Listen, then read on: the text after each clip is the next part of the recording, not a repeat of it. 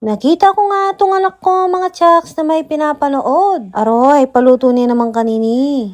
Tinignan ko nga kung paano ito ginagawa. Sa palagay ko nga ay kaya naman ito ng aking powers. Hindi ko nga alam kung ano ang tawag nga dito. Kapag talaga nanonood ng YouTube ang anak ko, kung ano-ano na lang ang pinapaluto niya sa akin. Talaga naman si Billie Jean, dali-dali kaming umalis. Kalakalali ka Billie Jean, dagol na pa morning truck. Pagdating ko nga ng Robinson, kumuha muna ako ng sabon. Kumuha na rin ako ng shampoo, Downy Antibac, at Ariel.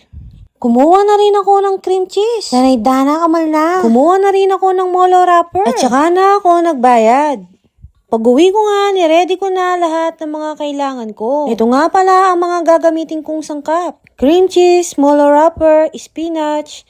Yan lang ang mga gagamitin kong sangkap para dito. At saka pala crab stick mga chaks. Pwede rin kayong gumamit ng century tuna. Bago ang lahat, salamat pala sa mga nanonood sa akin. Hindi naman ako sikat pero pinapanood nyo ang aking video. Umpisahan na nating iluto. First time ko nga pala itong gawin. Ilagay na natin itong cream cheese.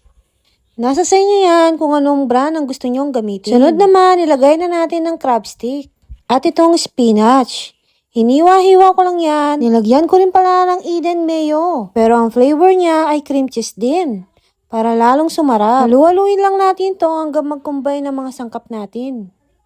Habang hinahalo ko nga yan, i-welcome muna natin ang ating mga bagong followers. Favor lang mga chaks. Sana tapusin nyo ang aking video hanggang sa dulo. Pero alam ko naman na hindi lahat ay gusto ang aking video. Alam ko naman na hindi naman ako perpekto at meron na ring naririndi sa aking boses. Bumalik muna tayo sa aking niluluto. Nilagyan ko nga pala yan ng asin at paminta.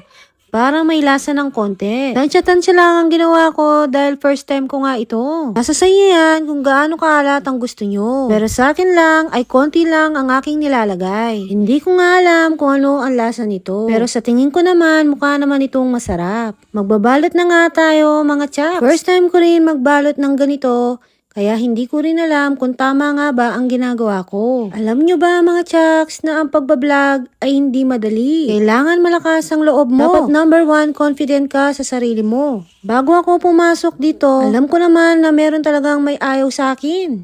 Pero masaya naman ako dahil marami pala ang nanonood at napapasaya ko. Kaya kung napabadaan ang aking video sa FYP nyo, kahit hindi nyo man ito pinanood, pwede bang makingi ng isang like lang? Malaking bagay na sa akin kasi yun. Sa kakadaldal ko nga, natapos ko na lahat itong mga binabalot ko. Hindi ko nga alam kung ano ang tawag dito. Ano ba dapat? Cream cheese with Molo wrapper? Pwede na siguro yun mga kachaks. Ang dami rin pala ng aking nagawa. Tingnan nyo mga kachaks. Bago ang lahat, painitin muna natin ang kawali ng aking lola. Ito nga pala oh. At pagkatapos ay ilagay na natin ng tiki-tiki. Ay! Ay, hindi pala. Taba pala Anong yan? Taba? Mantika yan, galgal. Ay, Dan. Baka may mag-comment. Ay, bakit kulay yellow? Ewan ko sa O-Save, mga chaks. Sa O-Save ko kasi binili yan. Ito nga pala ang mga napirito ko na, mga chaks. Anak, shoot mo mukbangan na nalapin man.